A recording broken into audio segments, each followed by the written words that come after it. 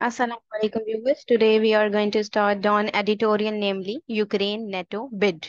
Ukraine NATO bid यानी कि Ukraine की जो नेटो की बोली है कि उसको नेटो में शामिल किया जाएगा या नहीं किया जाएगा, उस पॉइंट ऑफ व्यू से इसको लिखा गया है। और यूक्रेन की पूरी कोशिश है कि वो अपना इन्फ्लुएंस जो है वो नेटो की तरफ डाले और नेटो का जो है वो पार्ट बने, क्योंकि उससे उसको बहुत ज़्यादा फायदा पहुंचेगा और एक डिफेंस आर्टिकल जो है नेटो का उसके अकॉर्डिंग उसको प्रॉपर प्रोटेक्शन भी मिल जाएगी यूक्रेन को। मगर यूरोपियन कंट्रीज के लिए या नेटो अलाइंसेस की अगर बात की जाए तो उनके लिए ये नुकसान की बात है कि अगर वो यूक्रेन को शामिल कर लेते हैं एज अ मेंबर, तो रूस के साथ जो है उनको गुत्थम गुत्था होना पड़ेगा, यानी कि फुल ऑन जो है वो वॉर का सामना करना पड़ेगा रूस के साथ, रशिया के साथ। तो हम इसको स्टार्ट करते हैं। When NATO leaders meet in Vilnius, Lithuania on Tuesday, they will be confronted with an uncomfortable question. जब NATO leaders विलिनियस में मिले ट्यूसडे वाले दिन, तो उनको एक अनकंफर्टेबल से क्वेश्चन का जो है वो सामना करना पड़ेगा। How far should the transatlantic alliances go in extending membership to Ukraine. और वो सवाल ये है कि ट्रांस अटलांटिक अलायंसेस जो हैं, क्या वो मेंबरशिप में एक्सटेंड करेंगे मेंबरशिप को यूक्रेन के लिए। Certainly, the Ukrainians, led by their president Volodymyr Zelensky, are lobbying NATO members intensely in order to secure the coveted membership to the club. अब यकीनी तौर पर जो यूक्रेनियंस हैं जिनके प्रेसिडेंट व्लादिमीर जेलेंस्की की अगर बात की जाए, तो वो प्रॉपर लॉबी डालना चाह रहे हैं, यानी कि इन्फ्लुएंस डालना चाह रहे हैं और शामिल होना चाह रहे हैं नेटो के मेंबर के तौर पर पूरे जो है वो शिद्दत के साथ, ताकि जो है वो मेंबरशिप हासिल कर सकें, उस क्लब का हिस्सा बन सकें। कोवेटेड होता है चाहना, ठीक है। Yet many powerful members of the Western camp, while issuing statements about unity and solidarity with Ukraine, जबकि अगर हम देखें तो बहुत से पावरफुल जो मेंबर्स हैं वेस्टर्न कैंप के, जो इशू करते हैं, अपनी स्टेटमेंट जारी करते हैं, जो इत्तेहाद की बात करते हैं, सॉलिडारिटी इत्तेहाद की बात बताते हैं यूक्रेन के साथ, know that accepting Kyiv into the alliance would mean a direct war with Russia. तो वो तमाम कंट्रीज ये भी जानते हैं कि यानी कीव को, यानी यूक्रेन को अगर एक्सेप्ट कर लिया गया, जो नेटो अलायंस बना लिया गया, तो वो डायरेक्ट वॉर होगी। उसका मतलब होगा कि वो डायरेक्ट वॉर है रशिया के साथ। A conflagration that would be far more devastating. Conflagration होता है भड़काना, ठीक है, और डिवस्टेटिंग होता है तबाहकुन। तो ये जो भड़काऊ मिलेगा ना, इस चीज से जो आग भड़केगी, तो वो मजीद तबाहकुन होगी देन द करंट कॉन्फ्लिक्ट, इसकी निस्बत जितना कि अभी जो झगड़ा चल रहा है रूस और यूक्रेन के दरमियान, इससे भी ज्यादा तबाहकुन भड़केगी आग। And would likely lead to war in much of Europe, और ये भी हो सकता है कि वॉर मजीद यूरोप तक भी फैल जाए। Officially, the Western states say that Ukrainian membership can only be considered once the war with Russia is over. Officially, अगर वेस्टर्न की स्टेटमेंट्स देखें तो यूक्रेनियन मेंबरशिप में वो कह रहे हैं कि सिर्फ और सिर्फ ऐसे ही कंसिडर किया जा सकता है कि एक दफा अगर वॉर कंप्लीट हो जाए, खत्म हो जाए रशिया के साथ यूक्रेन की, तब ही वो अलाई बना सकते हैं यूक्रेन को। But deep down, they know that letting Kiev into the club now or later would mean crossing swords with a nuclear-armed Moscow one day.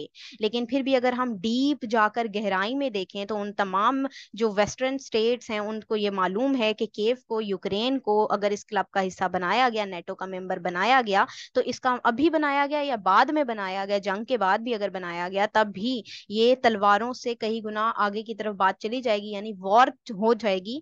Nuclear armed जो मॉस्को है, जो रशिया है, एक ना एक दिन उसके साथ फिर ये कन्फ्रंटेशन की सूरत अख्तियार कर जाएगा।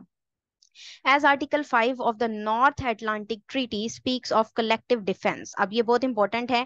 आर्टिकल 5 जो कि नॉर्थ अटलांटिक ट्रीटी का है, ठीक है, उसमें क्या है, उसका मकसद होता है कलेक्टिव डिफेंस, यानी जितने भी अलाय होते हैं ना, जितने भी अलायंसेज होते हैं, वो तमाम के तमाम सिक्योरिटी उनके ऊपर मबनी होती है, लाजिम होती है कि अगर एक के ऊपर हमला हुआ है तो तमाम के ऊपर हमला कंसिडर किया जाएगा।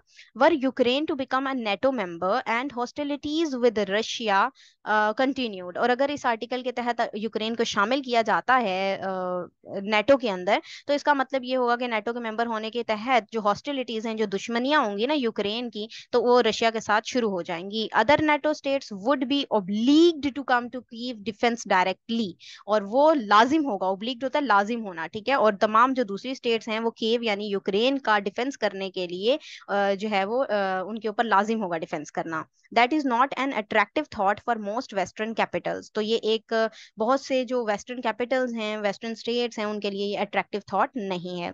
For sure the western block is playing a cunning game in Ukraine. तो चालाकी के साथ एक गेम की जा रही है वेस्टर्न ब्लॉक की तरफ से यूक्रेन में। The NATO states are taking advantage of Russia ill advised invasion of its western neighbours to wear down Moscow. और नेटो नेटो स्टेट की जो ये एडवांटेज उठा रहे हैं, ठीक है, अब रशिया ने जो है इन्वेट किया हुआ है यूक्रेन के अंदर, तो इससे बहुत से जो वेस्टर्न कंट्रीज हैं वो फायदा भी उठा रहे हैं।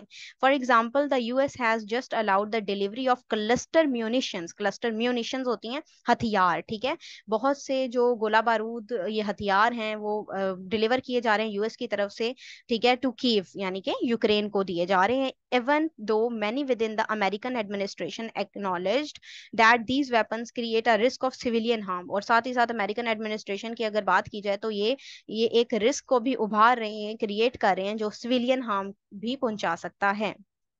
Germany has opposed the decision as has the UN secretary general. अब यूएन सेक्रेटरी जनरल भी और जर्मनी भी इस चीज के इस डिसीजन को जो है वो अपोज करते हैं, उसके खिलाफ जो है खड़े होते हैं, इख्तलाफ रखते हैं उससे। The cluster bombs are the latest in the series of sophisticated western weapons. अब इनमें क्लस्टर जो हैं वो बॉम्ब्स, बहुत ज्यादा तादाद में बॉम्ब्स दिए जा रहे हैं, ठीक है, सीरीज दी जा रही है बॉम्ब्स की, वेस्टर्न वेपन्स प्रोवाइड किए जा रहे हैं, that have reached the Ukrainian battlefield to supposedly teach Russia a lesson, ताकि जो है वो रशिया को एक प्रॉपर लेसन जो है वो सिखाया जाए, सबक सिखाया जाए। While these weapons deliveries do raise the chances of direct clash between the west and Russia. तो अब इससे क्या चीज हो रही है, इससे डायरेक्ट एक क्लैश नजर आ रहा है, पैदा हो रहा है, उभरता हुआ नजर आ रहा है वेस्ट के दरमियान यानी यूएस के दरमियान और रशिया के दरमियान। A formal invitation to Ukraine to join NATO would be a considerable escalation. ठीक है, अब ये जो फॉर्मल इन्विटेशन है यूक्रेन की तरफ से कि वो ज्वाइन करें नेटो को, तो वो कंसिडरेबल एस्केलेशन हो सकती है, ठीक है, तेजी आ सकती है उसके अंदर। Therefore it would be highly inadvisable for the military bloc to issue the invitation to Kyiv in Vilnius. ठीक है, तो इसीलिए जो है ये हाईली जो है वो इनएडवाइजेबल ही रहेगा, यानी नसीहत इसकी नहीं होगी कि ये मिलिट्री ब्लॉक जो है वो इशू करे और इनवाइट करें केव को। ठीक है, the fact is that the growing threat of NATO and is arsenal near Russia borders was a major trigger for Vladimir Putin's invasion. तो ये भी हकीकत है कि नेटो का जो ये थ्रेट है या आर्सेनल्स जो प्रोवाइड किए जा रहे हैं वेस्ट की तरफ से, तो रशिया के बॉर्डर पर ये एक बहुत बड़ी एक हरकत है, ठीक है, व्लादिमीर पुतिन की इन्वेजन इसी वजह से है। Extending an invitation to Ukraine would only deepen the crisis. अगर इनविटेशन की बात की जाए यूक्रेन की कि उसको नेटो का हिस्सा बनाया जाए, तो इससे क्राइसिस जो है और मजीद डीप ही होंगे, गहरे ही होंगे, मुश्किल ही हो जाएंगे।